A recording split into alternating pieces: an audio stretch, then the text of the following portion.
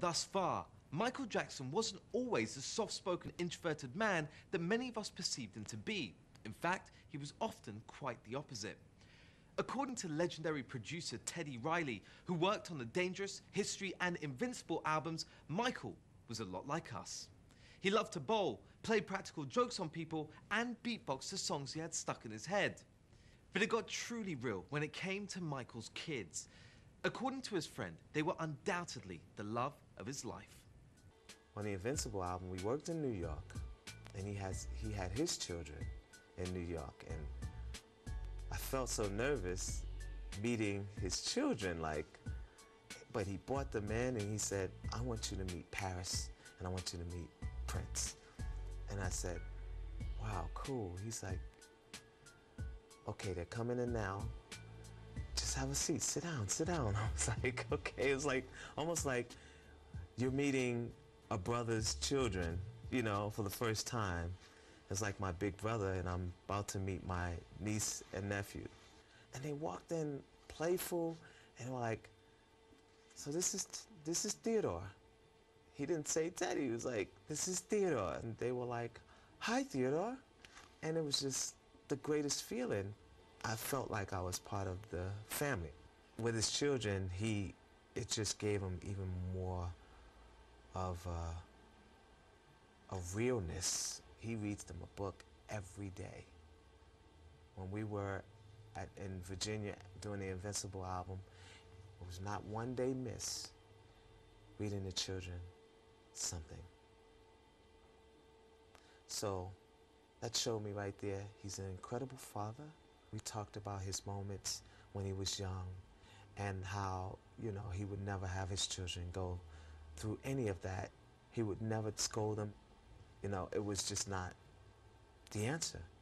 And he knew, you know, he just like, I would never have them go through the same thing ever in their lives. He's like, I think the best scolding for children is time out. The best scolding for children is let's read a book. I have to say this, his timeouts are not as bad as, you know, our timeouts and, you know, family timeouts. His timeout is the kids gotta go lay in the bed and stay in the bed. They don't go up against the wall and look at the wall for, you know, an hour, you know, or 10 minutes. He sent them to the bunks with no TV. So for me, that's a good timeout. But the kids, you know, they knew what it was. They realized what it was. So that's what I witnessed when I met the children. They love their dad. They love their dad so much. They love them. They love him so much, and I know that they're gonna really miss him. Really, really, really miss him. All of us know Michael Jackson as the king of pop, but he's also the undisputed king of charity. What kind of humanitarian was he? Well, he's listed in the Guinness Book of World Records as the most charitable pop star ever. One man who witnessed his generosity firsthand was Kenny Ortega. Ortega co-created and designed the Dangerous and History tours and was preparing the This Is It concert series when Jackson died. He'll admit that working with Michael was one of the highlights of his life, but it was what MJ did off the stage that had the most profound effect on him. Working with Michael was not like, you know, it was like a completely unique experience to anything else that you could possibly have in your life as a creative person.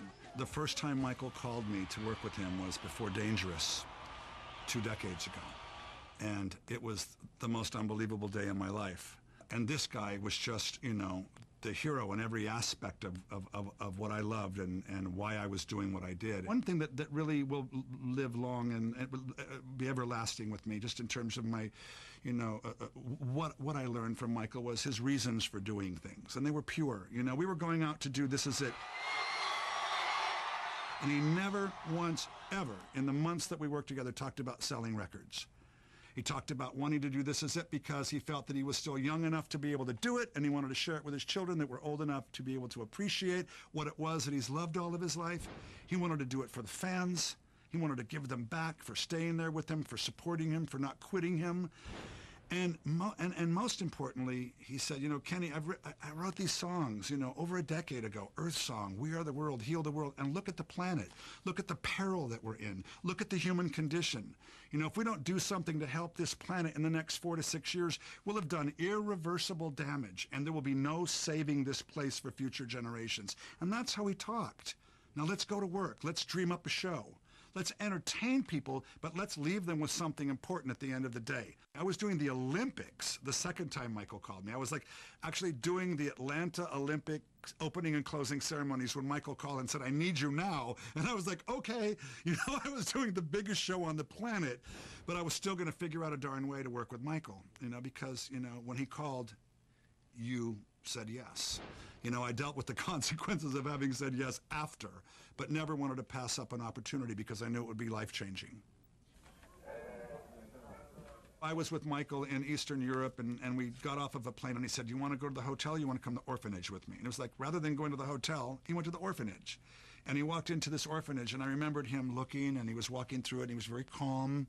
The promoters were there, and he was looking around, and the conditions were pretty grim. And I saw him whisper to someone, and then whisper to someone else, and he was, you know, moving through and interacting with the children. And then later I found out what he had whispered, and it was, you know, this orphanage will be turned around. There will be new beds in here. There will be clean sheets in here. There will be more people in here taking care of these children by tomorrow, or I'm not going to go on stage. I saw this guy go into an orphanage in Romania and turn the conditions around within 24 hours. Another thing that I'll always remember about him. You know, this guy had the biggest heart of anybody and really, really did care about improving, you know, the human condition, especially for children. That was part of his mission. While he was on tour, you know, he always wanted to know what he could do in each place so that when he left the place better, having been there. You know, and how many people can you say that about? Amazing story. And like the other stories told here, it provides a little more insight about Michael as the real person behind the influential icon. Michael Jackson, the man, will definitely be missed, but there's no doubt that his music and memory will live on forever.